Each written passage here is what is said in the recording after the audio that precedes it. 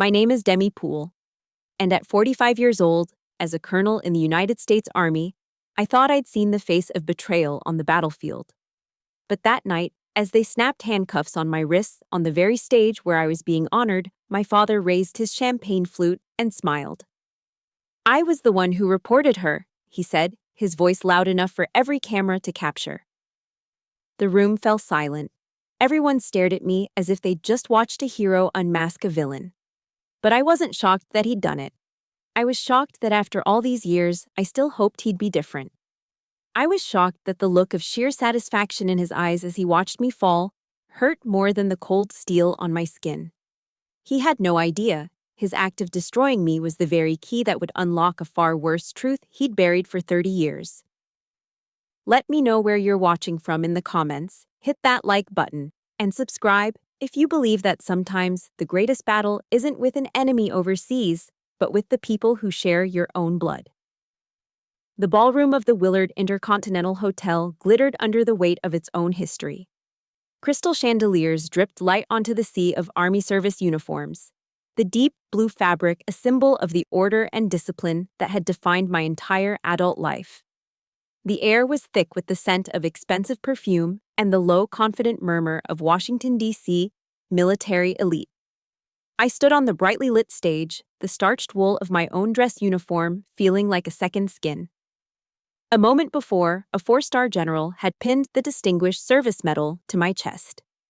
Its weight was a heavy, satisfying presence, the physical embodiment of 25 years of service, of logistics chains built in deserts and anti-corruption networks established in war zones. The flashbulbs from the press corps were like tiny, silent bursts of lightning, freezing the moment in time. I allowed myself a brief, disciplined smile and scanned the crowd. My eyes found their table immediately. Table 12, front and center. And there he was, my father, Harold Poole. He wasn't clapping. While generals and their spouses offered polite, respectful applause, he just sat there, his hands clasped on the table, his knuckles white. He stared up at me with an expression I knew better than my own reflection: judgment. It was a look that could curdle milk, a look that had followed me from childhood report cards to my graduation at West Point. Beside him, my mother looked impossibly small and pale, her hands fluttering in her lap as she nervously pleated the fabric of a silk napkin. A familiar chill, cold and sharp, crawled up my spine. I took a slow, steadying breath, the way I'd trained myself to do before every mission. A chaplain once told me, "In the storm, be the rock, not the leaf." For a lifetime, I had tried to be the rock. I looked away from my father, focusing on the insignia of a fellow officer in the third row. Today is my day, I told myself, a desperate internal command. Don't let him ruin it. It was such a naive thought.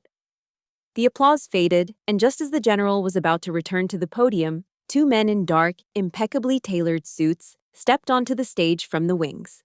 They weren't military. They moved with the quiet, practiced precision of federal agents. The room stopped breathing. The gentle clinking of silverware and glasses went silent.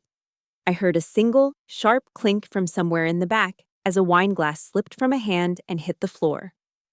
But the only sound I could truly hear was the drumbeat of my own heart, suddenly loud in my ears. It wasn't frantic. It was slow, steady, the rhythm of a soldier waiting for impact.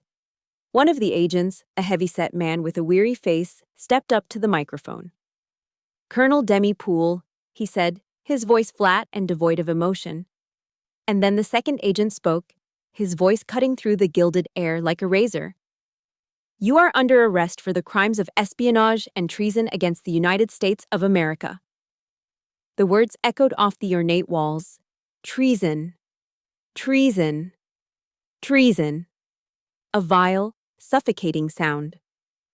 I didn't look at the agents. I didn't look at the stunned faces of my colleagues. I looked at my father, and I saw it. Just for a fraction of a second, before he could compose his face into a mask of theatrical grief, I saw a flicker of pure, unadulterated triumph in his eyes, a flash of victory. Then, the performance began. Harold Poole pushed his chair back and stood up. It was a slow, deliberate movement, designed to draw every eye, every camera lens in the room. He waited until the red recording light swiveled toward him. As a soldier, he began, his voice trembling with perfectly rehearsed emotion. I swore an oath to defend this country against all enemies, foreign and domestic. He paused, letting the weight of his words settle. Then, he turned his gaze directly on me, his daughter, standing there under the hot glare of the stage lights. Sometimes, he declared, his voice rising, the enemy is sleeping in your own house. He turned back to the cameras, his face a portrait of a patriot's agony. He raised his champagne flute, not in celebration of my achievement, but as a toast to my destruction. I was the one who reported her. A stunned silence hung in the air for a beat. Then, a hesitant smattering of applause started from a table near the back. It was followed by another, and then another, a horrific domino effect. Within seconds, the entire ballroom erupted in a thunderous ovation. They were clapping for him, for the patriotic father who had chosen country over his own daughter. They were validating his betrayal, sanctifying it, and in doing so, they cast me out completely. In their eyes, I was no longer a decorated colonel. I was a traitor. The agents moved in. I felt the cold, precise snap of the handcuffs closing around my wrists behind my back. The metal was biting and final. Through it all, I felt my mother's gaze on me. I turned my head, searching for her face one last time. She was crying, her tear-streaked face a mask of misery. But she wasn't looking at me. Her eyes were fixed on my father, her expression a desperate, silent plea, as if begging him to make it all stop. He, the grand conductor of this orchestra of ruin, simply placed a hand on her shoulder in a gesture of paternalistic comfort. And at his touch, she broke. She looked away from him, down at her lap. She chose him. She chose silence.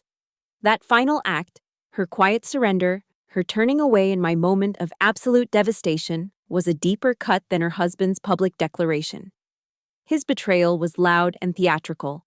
Hers was a quiet, suffocating poison.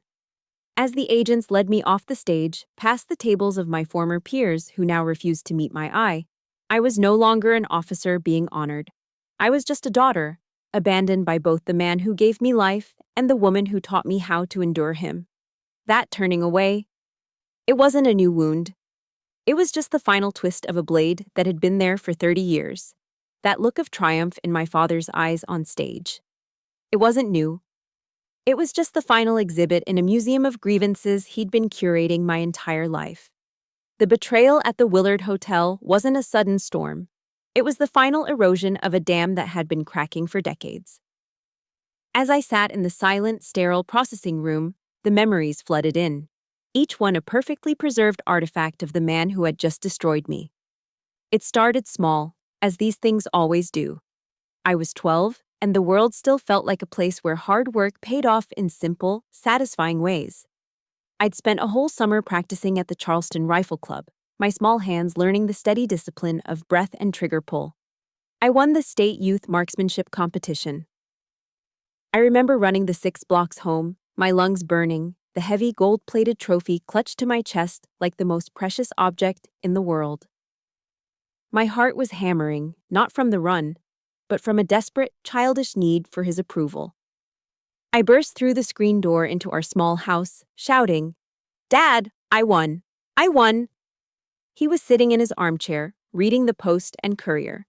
He slowly lowered the paper and looked at the trophy. He took it from my hands, his fingers brushing against mine without warmth. He turned it over, inspecting it with the critical eye of a quartermaster checking inventory. He didn't smile.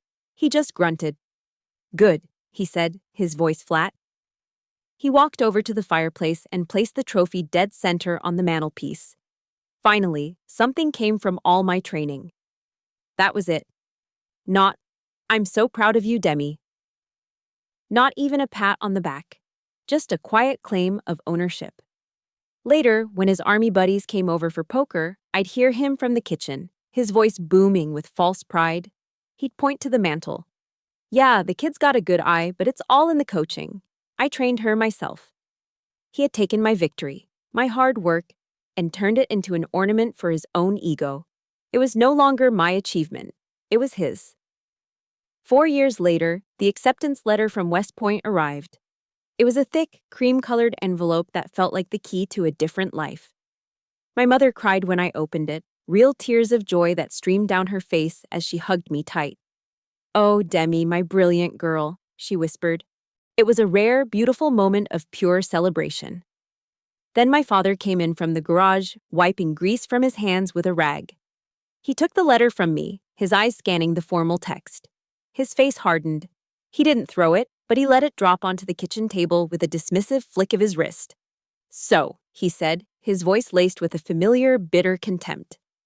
"You're going to join the same pack of arrogant, desk-riding officers who ruined my career." He looked at me, his eyes cold. "They'll brainwash you, turn you into one of their little robots. You'll forget where you came from." Instead of a congratulations, he planted a seed of guilt. In his world, my dream wasn't a triumph. It was a betrayal of his personal failure.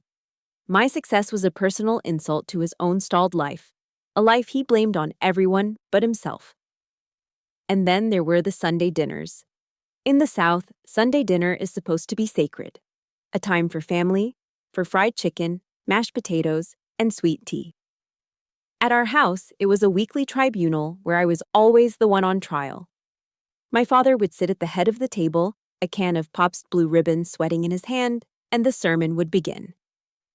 "Your brother Matt, now he's smart," he'd say, gesturing with his can towards my older brother, who worked a dead-end accounting job in North Charleston. "He knows how to make easy money, works with his head, not his back." Then his eyes would swivel to me in my ROTC uniform from a weekend drill. "And then there's you. Chose the hard life, rolling around in the mud for pennies. For what? So some fat general in an air-conditioned office can tell you where to go? What a waste." My mother would just sit there, her expression carefully neutral, silently passing the bowl of green beans. Her silence was its own language. It was a form of complicity, a quiet agreement that my father's cruelty was just a fact of life, like the humid Charleston summers. Her silence taught me that my pain wasn't worth a disruption, that keeping the fragile peace of our Southern family image was more important than defending her own daughter. As I climbed the ranks, his narrative simply adapted. The story he told the world, and himself, was that my success had made me arrogant, that I had forgotten him. I remember one night I'd come home for a rare weekend visit. I was a major then. I overheard him on the phone with my uncle. "She's gotten real proud," he said, his voice dripping with self-pity. "Thinks because she's a major, she can look down on her old man, never calls, never checks in." The lie was so blatant, it stole my breath. I called every single week, a scheduled duty I never missed, and every call was the same. He'd answer with a monosyllable, complain about his back, or launch into a tirade about how the country was going to hell. He'd critique every decision I'd ever made. He didn't want my concern. He didn't want a relationship. He wanted a story. A story where he was the forgotten victim and I was the ungrateful, heartless child. And he spent his life telling that story to anyone who would listen. Maya Angelou's words echoed in my head, a quote I'd read years ago. "When someone shows you who they are, believe them the first time." He had been showing me who he was for 30 years, at the marksmanship competition, at the kitchen table, on the phone with my uncle. And finally, on that stage in Washington, D.C., he was a man hollowed out by bitterness, so desperate for a moment of significance that he would burn down his own daughter's life just to feel the warmth of the flames. If you've ever had a family member who twisted your success into something ugly or made you feel guilty for your own happiness, support this story by hitting the like button, and in the comments, just type the words, "I see you." Sometimes just being seen is all we need.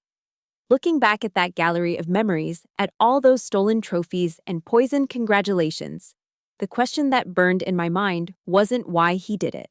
The question was, what was I enduring all of this for? The answer to the question, what was I enduring all of this for, was 4 gray concrete walls. My new world at Fort Meade, Maryland, was a box. No windows, no clocks, no sky, just a poured concrete floor, a steel slab bed bolted to the wall, and a stainless steel toilet that gleamed coldly under the 24-hour hum of a fluorescent light. The silence was the worst part. It was a heavy, suffocating blanket, only occasionally punctured by the rhythmic tread of a guard's boots echoing down the empty corridor. Time ceased to have meaning. It was measured only in the metallic clank of a food slot opening and closing 3 times a day. They took my uniform. The Army service uniform, with its crisp lines and polished brass, was more than clothing. It was my identity, earned over 2 decades of sweat, sacrifice, and dedication. They sealed it in a plastic bag and handed me a bright orange jumpsuit. The fabric was coarse and smelled of industrial bleach. Dressed in the color of disgrace, I was no longer Colonel Poole. I was an inmate, an asset to be interrogated, a problem to be contained.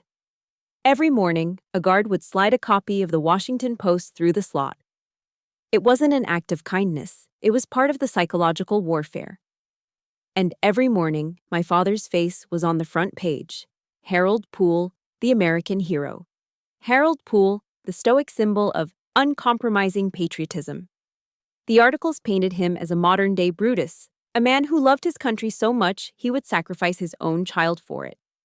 They wanted me to break. They wanted me to sit in this gray box surrounded by the world's applause for my destroyer and start to believe the lie myself. At West Point, they teach you to improvise, adapt, overcome. I realized this was just another battlefield, one fought not with bullets, but with silence and isolation. The interrogation room was another windowless box, this one furnished with a metal table and 3 chairs. My interrogators were 2 CID agents, a man and a woman. The man was doughy, with a cheap suit and the tired eyes of a career bureaucrat. The woman was sharp and angular, with eyes that assessed me not as a person, but as a puzzle to be solved. The ultimate humiliation was in how they addressed me. Not Colonel, not even ma'am, just Poole. After years of commanding thousands of soldiers, of being briefed by generals, I was now being questioned by a captain and a chief warrant officer who spoke to me as if I were a piece of faulty equipment. "Your father has been very cooperative, Poole," the man said, sliding a thin file across the cold metal table. His voice had a wheezing quality. "He told us you often complained about the bureaucratic machine, that you had sensitive contacts overseas." He was twisting my professional frustrations, the very drive that made me effective at cutting through red tape, into a motive for treason. I remained silent, my hands resting calmly in my lap. I would not give them the satisfaction of a reaction. Then the woman delivered the finishing blow. She slid a single sheet of paper from the file. It was a sworn affidavit. The statement was concise, clinical, and utterly false. It claimed that on a specific date, Harold Poole had witnessed me copying classified documents onto a personal hard drive in my home office. And at the bottom of the page was his signature. I recognized the familiar spiky scrawl, the way his H was always too large, the P. A sharp, aggressive downstroke. His signature, once a source of childhood comfort on a permission slip, was now a weapon plunged directly into my heart. But the deepest agony didn't come from my father's lies. I'd spent a lifetime in that museum of grievances. I knew its curator well. The true betrayal came from the system I had sworn an oath to protect. My entire career had been built on integrity. Yet at the first sign of trouble, the institution folded. Not a single one of the senior officers who had praised my work at the AUSA Gala just days before had reached out. No calls from my supposed friends at the Pentagon. They were afraid. Afraid the stain of my alleged treason would splash onto them. I had become a contagion. A career-ending disease to be avoided at all costs. It was a bitter lesson in the transactional nature of loyalty. In the military, you're part of a brotherhood until you're not. When you become a problem, you are jettisoned with cold, operational efficiency. I was well and truly alone. One night, after a 10-hour interrogation session that had left me physically and emotionally drained, I was escorted back to my cell. I collapsed onto the steel bed, the exhaustion so profound it felt like a physical weight pressing me down. Despair, a cold and creeping fog, began to settle in. I stared at a crack in the concrete wall, tracing its path with my eyes, trying to focus on anything other than the suffocating emptiness. Then I heard it, a soft, electronic chime. It was barely audible, but in the tomb-like silence of the cell, it sounded like a gunshot. The secure tablet they'd given me to communicate with my military-appointed lawyer, a device I knew was monitored, every keystroke logged, flickered to life. A notification had appeared, but it wasn't from my lawyer. It was a push alert from an encrypted peer-to-peer messaging app I'd installed on the device myself, a backdoor that I knew CID's standard monitoring software wouldn't catch. My heart hammered against my ribs. I picked up the tablet. The message was 3 simple words. They're wrong. And underneath, 2 initials. E.g., Ethan Graves. Warrant Officer Graves. My unit's best cybersecurity specialist. A skinny, quiet kid from rural Oregon who I had once gone to bat for, shielding him from a bull-headed major who wanted to bury him in paperwork for a minor infraction. He was a good soldier, a loyal soldier. I stared at those 3 words on the screen. They're wrong. It wasn't an exoneration. It wasn't a key to get me out of this cell. But it was something. It was a signal flare in the crushing darkness. For the first time in what felt like an eternity, the emotion that washed over me wasn't despair. It was hope. After 3 weeks in the vault of silence, I was released on bail. My freedom constrained to the 4 walls of my small Alexandria apartment by a GPS ankle monitor. The concrete box had been replaced by a gilded cage. I was no longer a prisoner of the state, but a prisoner of the narrative. And the warden of that narrative was my father. He was everywhere. His face, etched with a carefully crafted sorrow, stared back at me from every cable news channel. He became the darling of the conservative talk show circuit. I watched, my stomach churning, as he sat on a plush leather sofa on a set bathed in patriotic red, white, and blue. The host, a man famous for his manufactured outrage, leaned in with a sympathetic air. "It must have been an agonizing decision, Harold," the host said, his voice dripping with false sincerity. My father nodded slowly, dabbing a dry eye with his knuckle. "It was the hardest thing I've ever had to do," he said, his voice catching perfectly. "I taught that girl about honor, about duty. And when she lost her way, it was my duty to bring her back, no matter how painful." Then he weaponized my childhood. He recounted a memory of a fishing trip we took on Lake Moultrie when I was 10.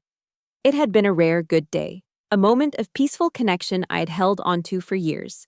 He twisted it, reframing it into a parable about national loyalty. I told her that day, he lied to an audience of millions, that just like you never turn your back on your fishing buddy, you never, ever turn your back on your country. A disgraced supply sergeant, dishonorably discharged for fraud, was lecturing the nation on honor. The irony was so thick I felt like I was choking on it. A wave of nausea washed over me, and I clicked the TV off, the silence of my apartment suddenly roaring in my ears.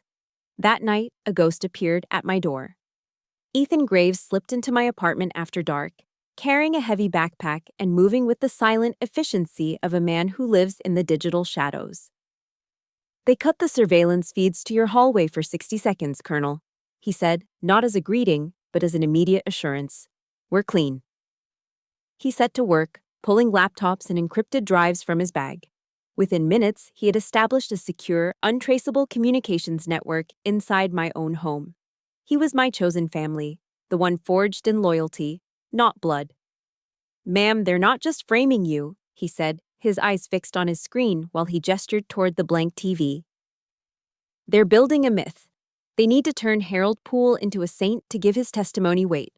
The PR firm running this media campaign, Veritas Communications, is a direct subsidiary of Atlantic Forge." He slid a black external hard drive across my coffee table. "This is everything I could pull from the dark. Encrypted data shows an unauthorized server accessed your personal military accounts 3 weeks before your arrest. The server's IP address pings to a location in Charleston, South Carolina, half a mile from your father's house." I stared at the small black rectangle. It was the first solid thing I'd had to hold on to in a month. It was more than data. It was a weapon. "Thank you, Ethan," I said, my voice quiet. He just nodded. General Patton said, Accept the challenges so that you can feel the exhilaration of victory. We'll get there, Colonel. The next afternoon, my mother came to visit. She carried a large pot of chicken noodle soup, a traditional offering of Southern comfort, as if broth and noodles could somehow mend a life that had been shattered. She sat stiffly on my sofa, avoiding my gaze, the silence stretching between us until it was thin and brittle. Your father, she finally began, her voice a reedy whisper. He's not the man I married anymore, Demi. The bitterness, it's eaten him alive. She explained how men from Atlantic Forge had approached him. They didn't offer him just money. They offered him something far more seductive. Redemption. A chance to rewrite his own history of failure. They told him they would restore his honor, she said, her eyes welling with tears. They told him you were part of the swamp in Washington that needed to be drained. And he believed them. It was easier for him to believe you were a traitor than to admit he's been a fraud his whole life. She started to sob then, quiet, helpless little sounds. He would rather see you in prison, Demi, than admit that he failed. She brought no help, no solutions, just a painful confirmation of the bottomless depth of my father's delusion. She was a messenger from a world I no longer belonged to, a world where keeping up appearances was more important than the truth. As she was about to leave, fumbling with her purse at the door, she pressed a small folded piece of paper into my hand, her fingers trembling. This is the name of the bank, she whispered, her eyes darting around as if expecting to be caught. He received a large deposit. It was the final piece, the straw that didn't break the camel's back, but rather reinforced its spine. Her one small act of defiance. After she left, I stared at the name of the Charleston Community Bank on the slip of paper. I picked up the secure phone Ethan had left me. They've made my father a media star, Ethan, I said, my voice cold and steady. They think they control the story. There was a pause on the other end of the line. Then Ethan's voice came back, clear and resolute. Then we go to where the story began, Colonel, he said. Charleston. We're going to tear their whole damn play down on its opening night. A plan began to form, sharp and clear in my mind. The counterattack was no longer a vague hope. It now had a name, it had a location, and it had a target. Returning to Charleston felt like stepping into a ghost story where I was the main character. The humid air, thick with the sweet scent of magnolias and salt marsh, was the same air I'd breathed as a child.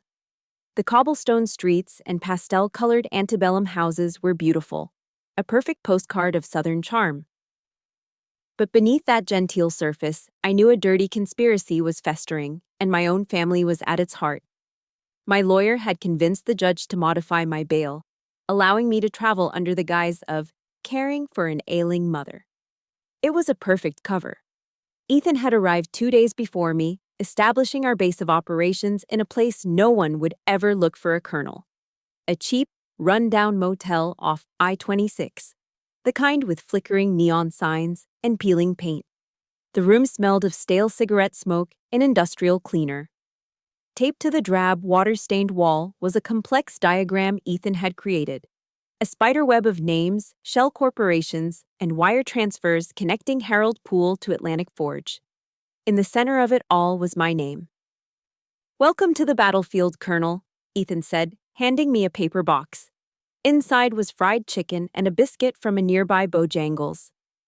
The plan is simple. You use your local knowledge, the human intel. I'll handle the digital forensics. We need irrefutable proof of the money trail.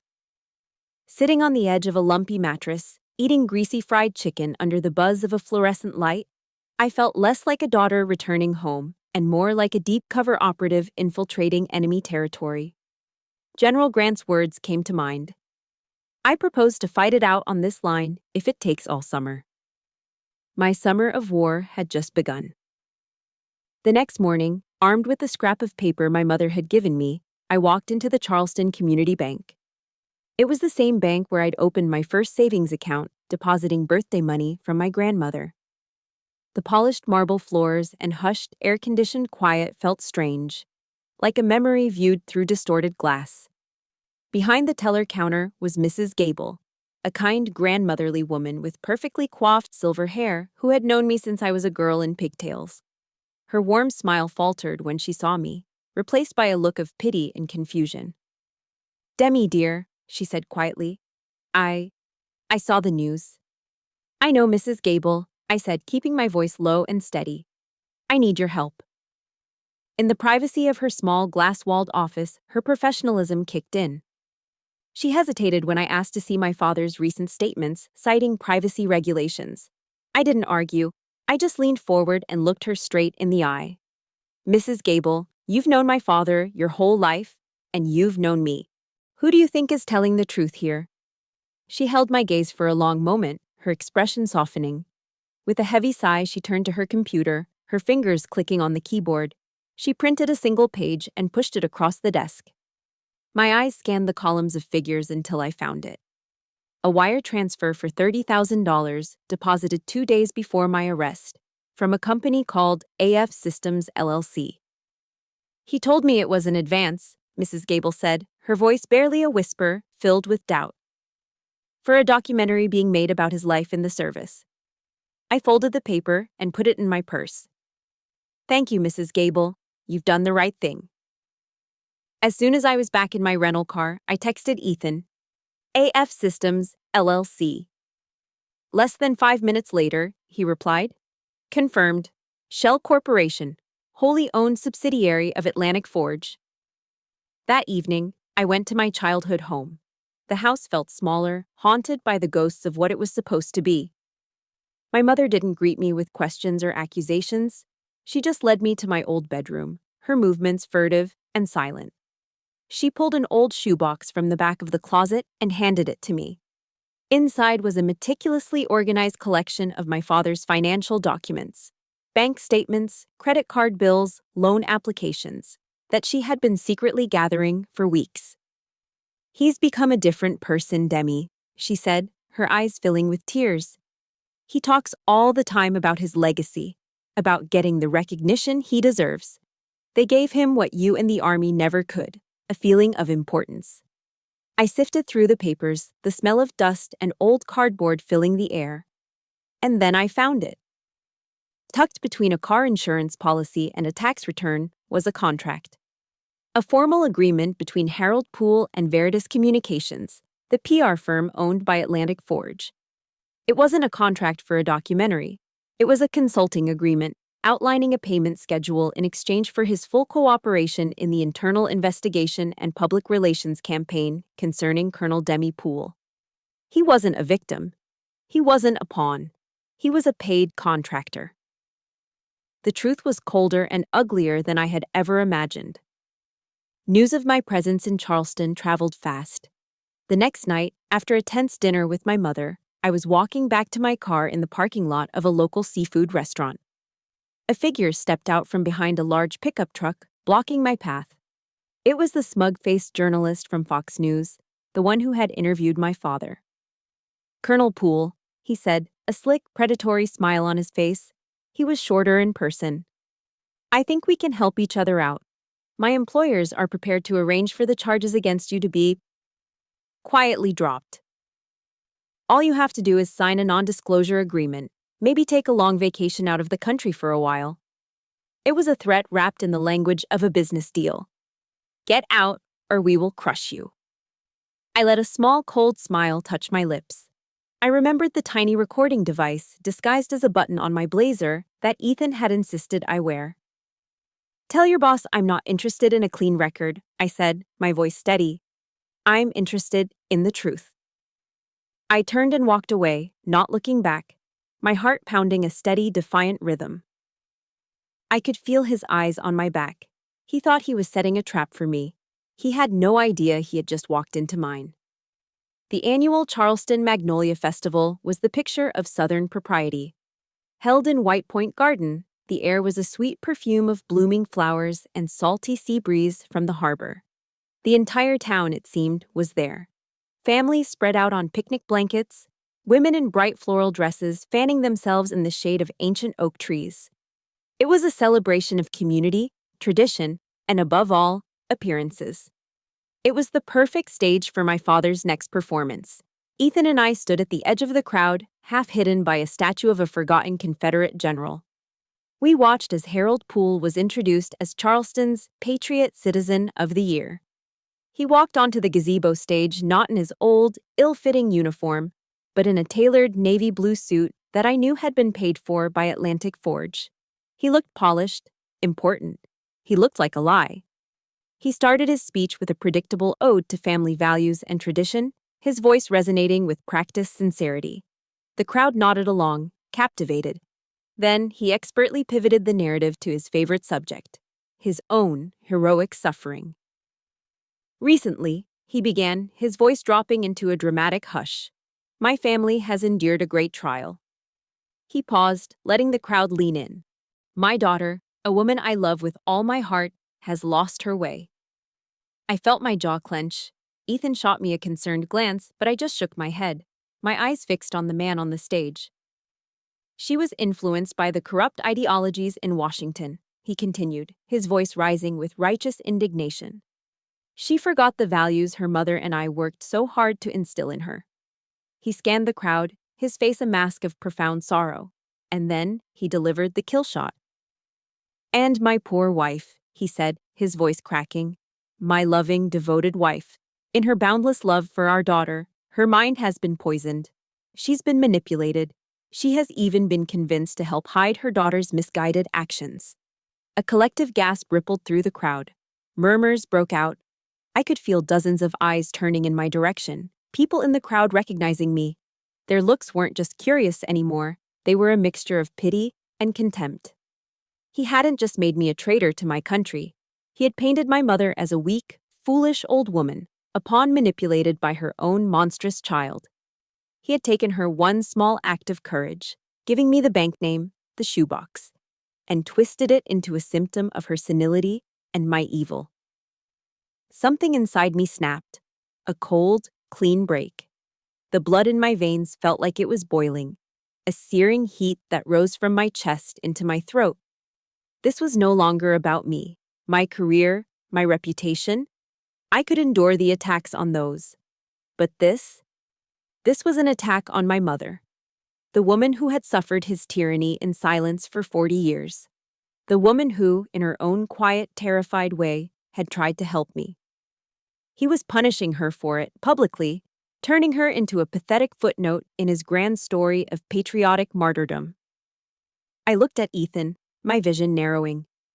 That's it, I said, my voice low and shaking with a rage so pure it felt like a physical force. I'm done. I couldn't stand there for one more second and listen to him desecrate her name. I turned on my heel and began walking, pushing my way through the stunned crowd. The polite Southern deference parted before me. I could hear his voice droning on, but it was just white noise now. The anger inside me was no longer a simmering coal. It was a volcanic eruption. Every ounce of doubt, every shred of residual daughterly obligation I might have felt for that man was incinerated in that moment. He hadn't just crossed a line. He had vaporized it. I reached my car, wrenched the door open, and slammed it shut behind me. The sound echoed in the quiet parking lot. I fumbled for my secure phone, my hands trembling not with fear, but with adrenaline. I didn't call my father. He was irrelevant now. I scrolled through my contacts to a number I'd been given in the parking lot just the night before, the direct line for the lead counsel of Atlantic Forge. A crisp, corporate voice answered. Mr. Davies's office. Put him on, I said. May I ask who's calling? Tell him it's Colonel Demi Poole. There was a brief pause, then a click. Poole? The lawyer's voice was smooth, arrogant. Changed your mind about our generous offer? I have a message for your boss, I said, my voice as cold and hard as granite. Your offer has expired. I'm not negotiating. I am going to destroy you. I hung up before he could respond. My fingers flew across the screen to another number, one I hadn't dialed in years. An encrypted line I'd kept for emergencies, a direct connection to the office of an old friend, a man I had served with in Afghanistan who was now a 4-star general at the Pentagon. His aide answered. This is Colonel Demi Poole. I need to speak with General Miller. It's a matter of urgent operational security. The words were a calculated risk, a code between soldiers. A few seconds later, his familiar, gravelly voice came on the line. Demi? What's going on? General, I said, my voice clear and unwavering. I need your help. It's time to end this play.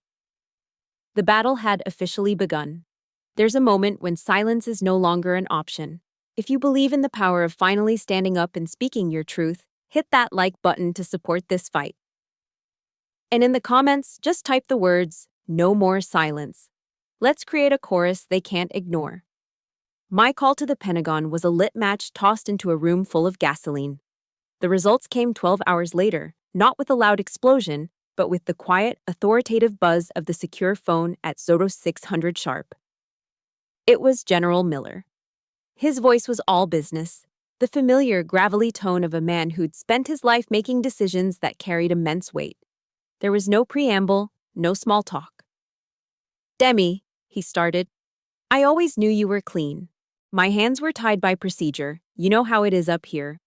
You've just given me a reason to cut the damn knot. He laid it out with military precision.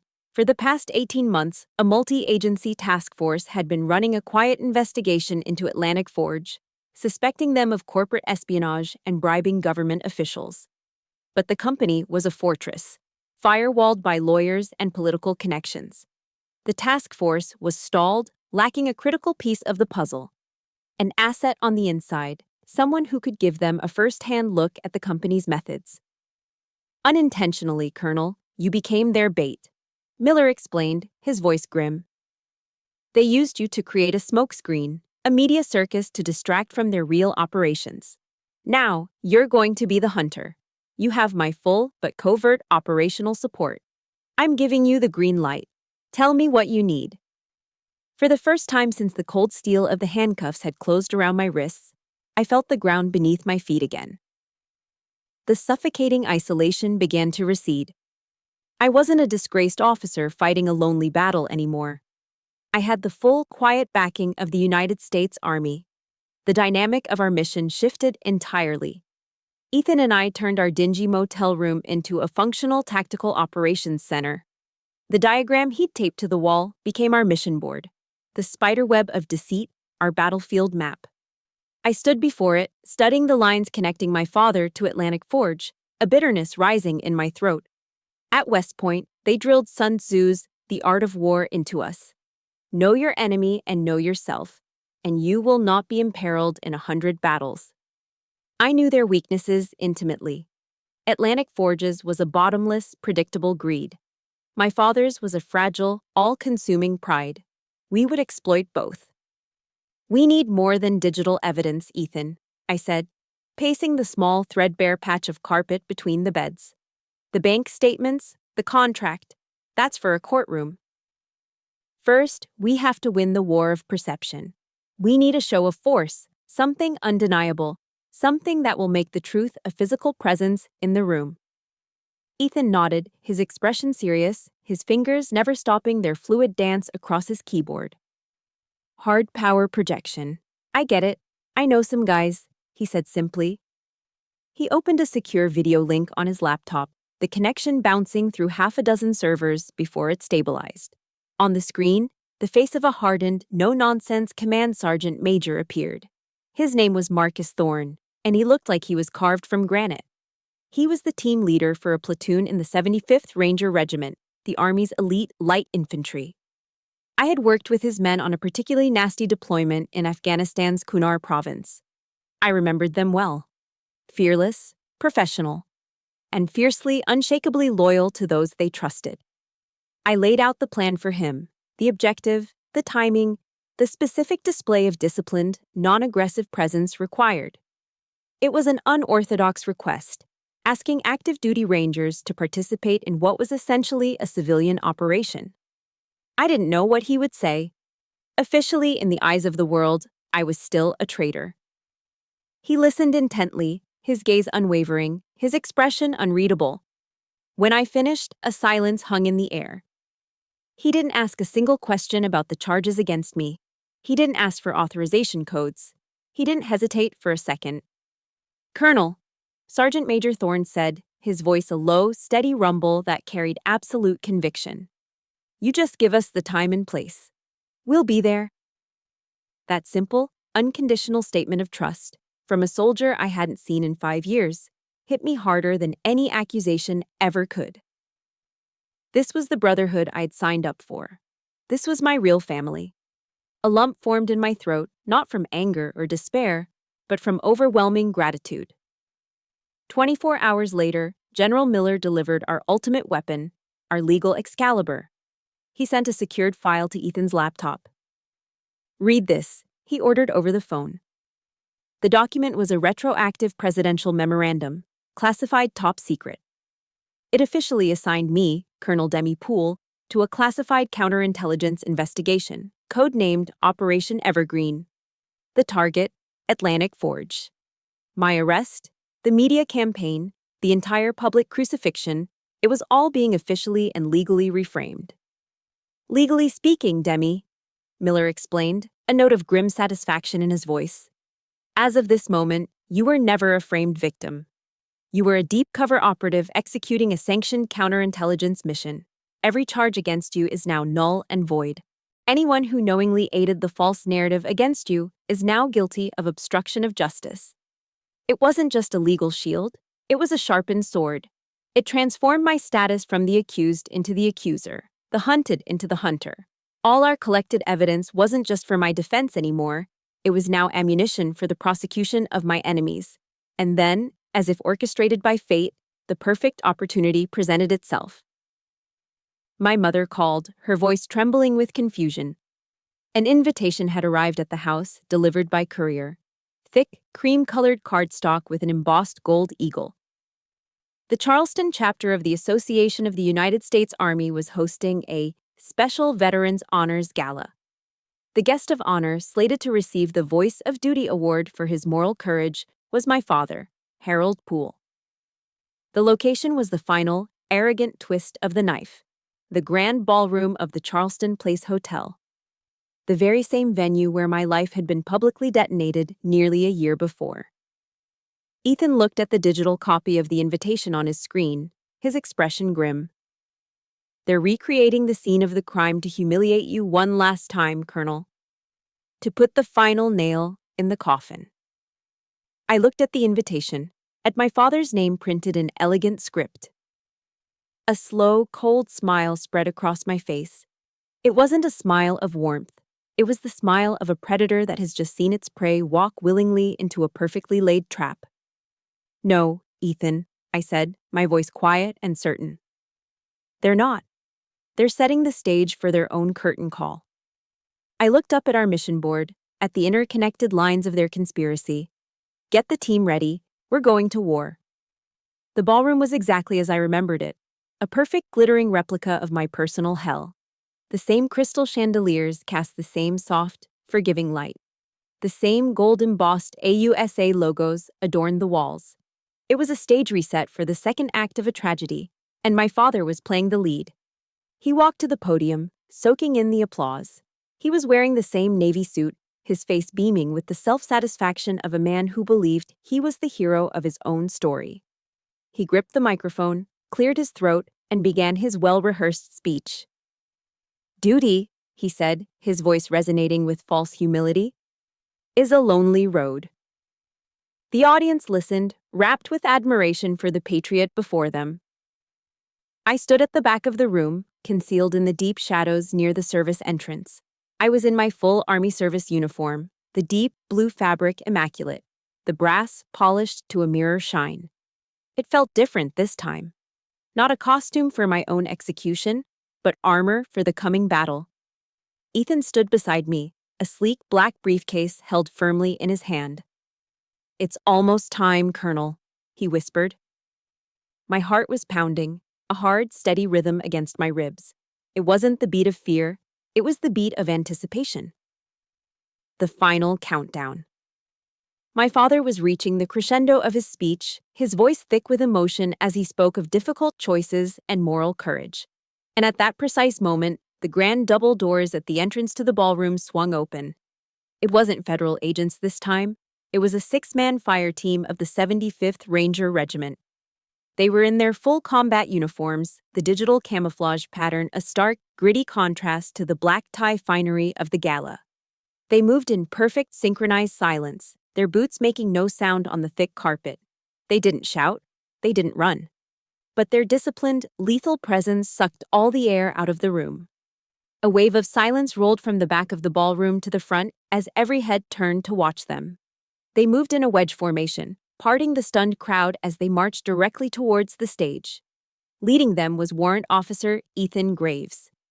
My father faltered, his words dying on his lips. He turned, and his expression of smug satisfaction curdled into confusion, then into a flicker of panic.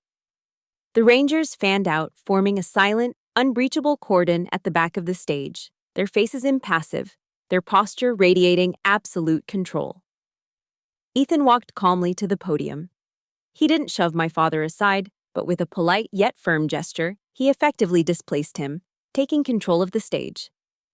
"Excuse the interruption, ladies and gentlemen," Ethan said, his voice amplified by the microphone, clear and ringing with authority.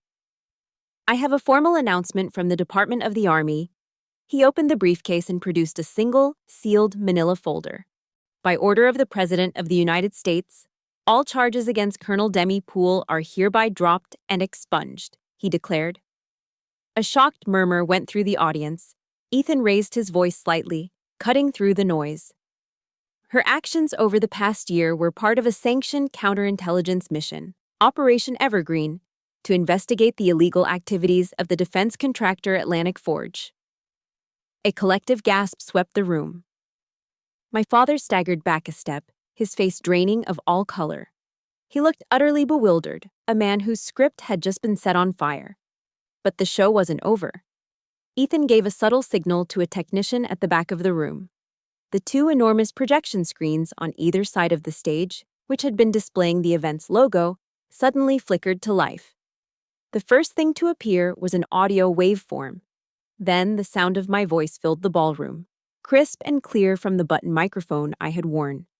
"Tell your boss I'm not interested in a clean record. I'm interested in the truth." The smug, threatening voice of the Atlantic Forge lawyer followed, his offer of a backroom deal echoing for all to hear. The image on the screens changed. It was a high-resolution photograph of the Charleston Community Bank statement, the $30,000 wire transfer from the Shell Corporation AF Systems circled in red. The image changed again. This time, it was the contract my mother had found.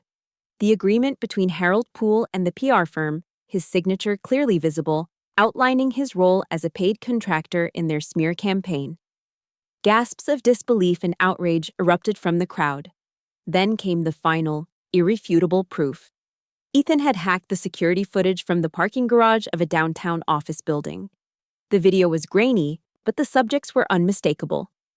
The screens showed my father, Harold Poole, shaking hands with a man from Atlantic Forge and accepting a thick, heavy briefcase. The same briefcase the man then placed in the trunk of his car. The video ended.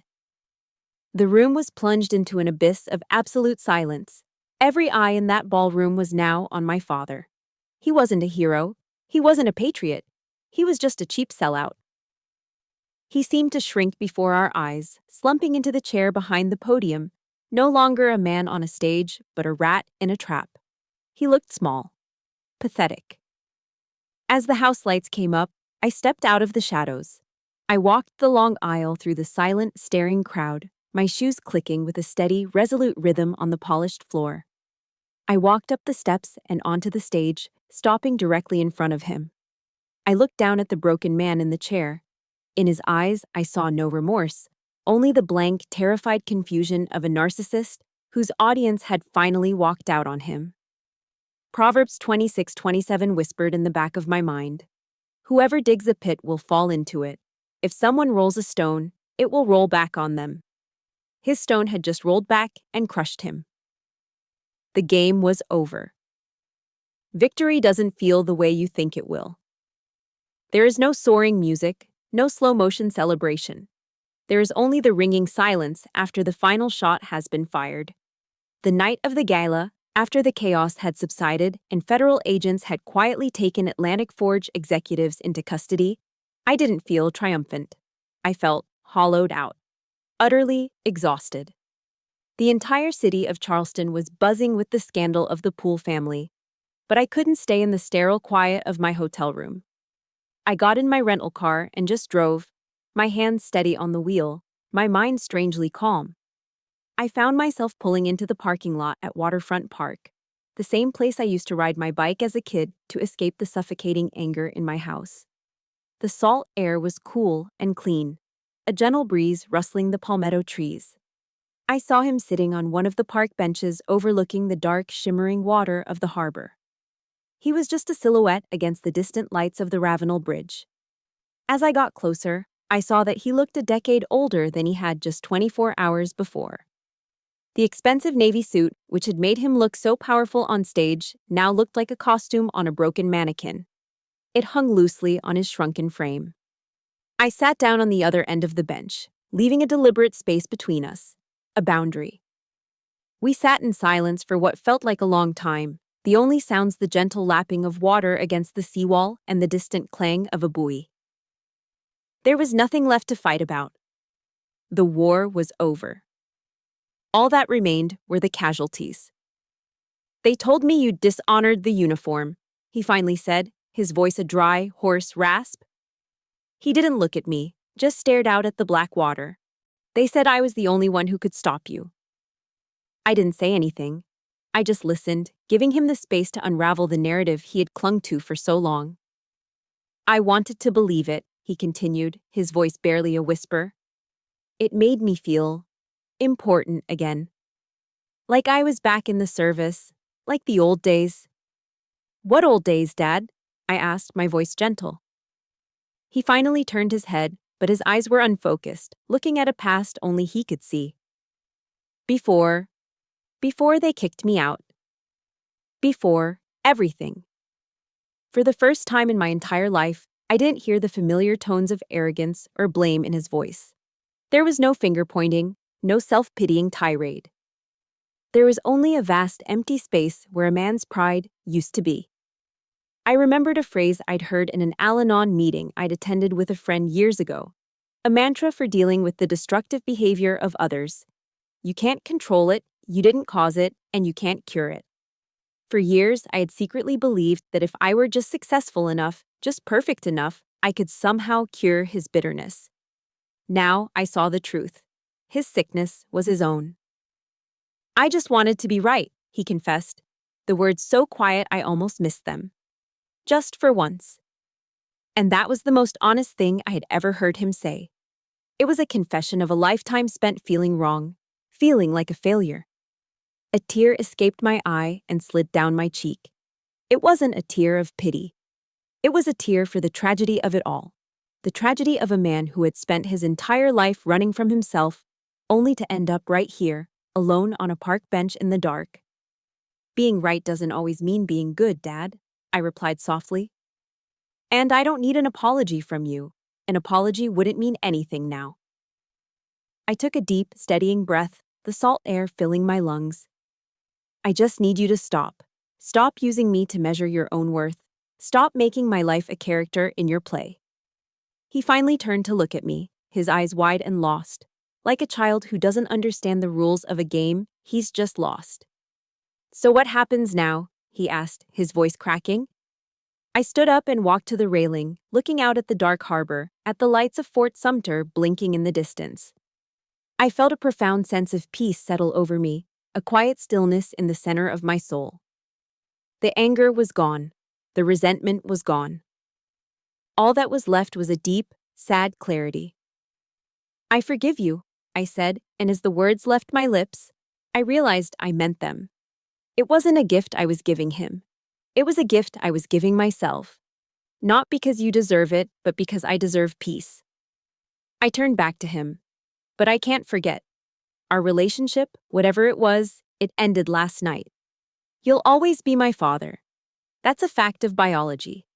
But I can no longer be the audience for your story." I turned and walked away, leaving him alone on the bench with the truth of who he was. I didn't look back.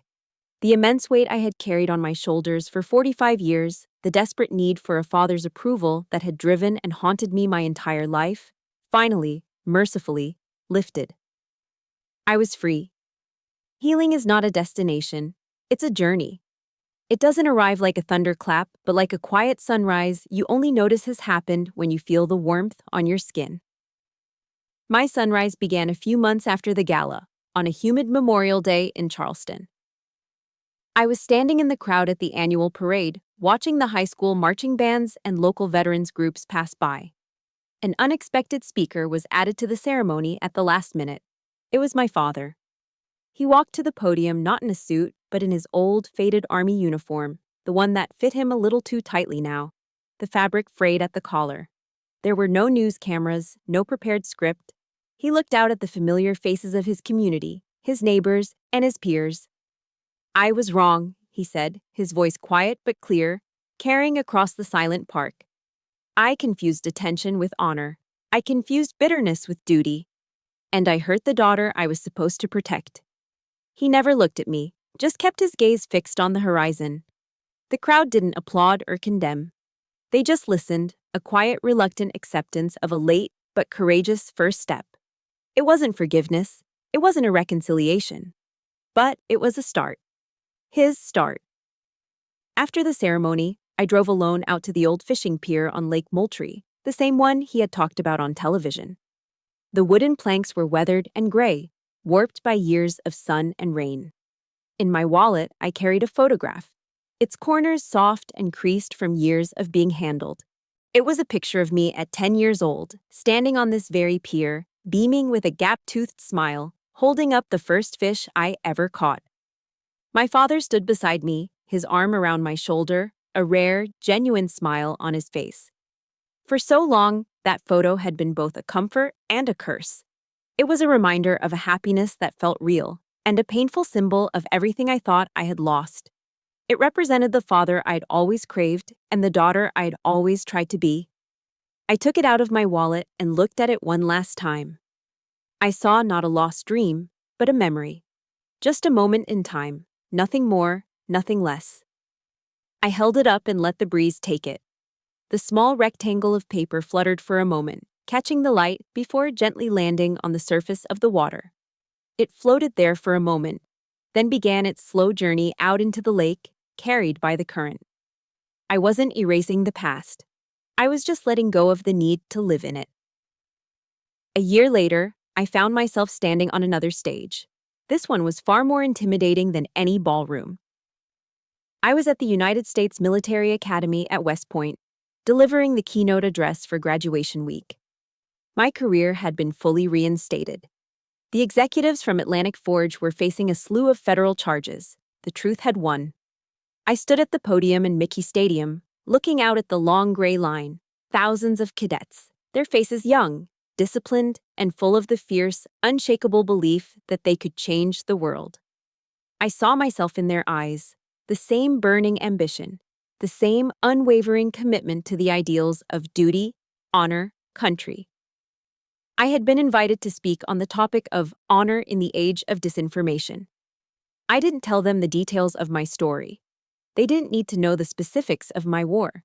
They needed to know the lessons learned from the battlefield. "Your greatest duty," I began, my voice clear and strong, echoing across the hallowed grounds, "is not just to your country or to the Army. Your greatest duty is to the truth." I paused, letting the words sink in. There will be times in your career when you will face unimaginable choices. Times when your loyalty will be tested, not by a foreign enemy, but by the very people standing next to you. In those moments, remember that your moral compass is your most powerful weapon. It is the one piece of equipment that can never be issued to you. It must be forged within you. I looked out at the sea of determined faces. Honor is not something bestowed upon you on a stage with a medal. It isn't found in the applause of a crowd or the headlines in a newspaper. Real honor is what you build, in silence, every single day, with the choices you make when no one is watching. It's the truth you tell when a lie is easier. It's the integrity you maintain when you think you can get away with it. I thought of Eleanor Roosevelt's famous words, a quote that had become my own quiet mantra. "No one can make you feel inferior without your consent." I had finally stopped giving my consent. You will all go on to be leaders, I concluded. Lead with courage. But more importantly, lead with truth.